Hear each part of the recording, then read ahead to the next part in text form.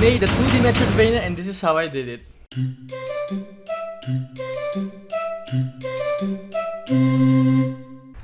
Okay, the first thing we should do is to add our own tiles. So let's just paste our tiles here in a sprite, just like so. And then now we should add our own obstacles. In this case, spikes. So let's add our own spikes. Let's just do this, and then let's just Control V, and then now we have our own spikes. Now we should add our own characters, since games need characters, right? So let's add an idle animation for the character. Let's add the run animation. We should also add the jump animation, as well as a falling animation. And of course, we should also add a get hit. Oh, never mind. You should not see that.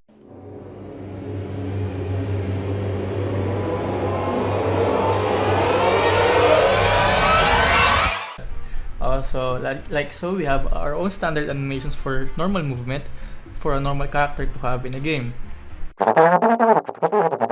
Fireball companion into the game. So we have our fireball companion here, a companion for the wizard. We have our own idle animation. We also have our own run animation, like so. Now all we have to do is to create our own godot project. So let's hop on to godot. Create our own project, name it The Last Ruins, and hit enter. Now let's create our own 2D scene. Let's name it, let's say prototype. And then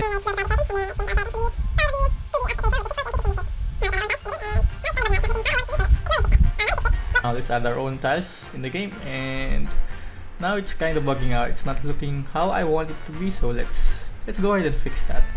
Now we fixed it, but our character is now falling since I don't think I placed collisions on the tiles. So let's add our own collisions. Then now we have a working prototype. Never mind, our character is too small. Let's fix that. Oh, now we have our first working prototype. However, our character is too fast, so let's make him slower. And then now our character's speed is better. So now we have our first working prototype. So now let's add our AI companion. Let's search for a code. Oh, now we're just gonna copy the code we saw on YouTube. Yeah, like so. And then just paste it in our godot project script file for the fireball companion. Then now we have a working fireball. Never mind, it's not working. Now we have our own working AI companion.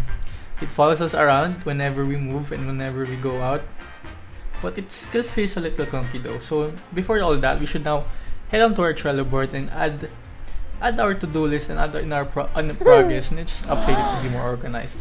Now we add our own background, and now you can see it's a little dead, you know. So how about let's add more trees and more in the sky to be more precise. Now we have our own sky and more trees, and I personally think it's looking more lively, but I think it could have a little post-processing effects to make it cooler. So let's add that. Now we have our own post-processing effects, and I can personally say it's looking very beautiful right now. And it's very 10 out of 10.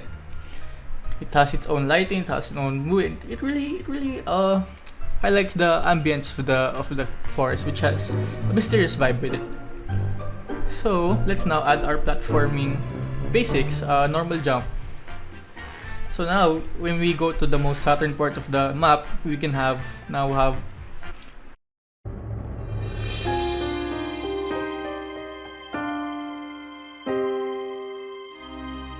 oh, the fireball just died, and he's not coming back. So let's try to fix that. And then now I fell too. Let's fix that.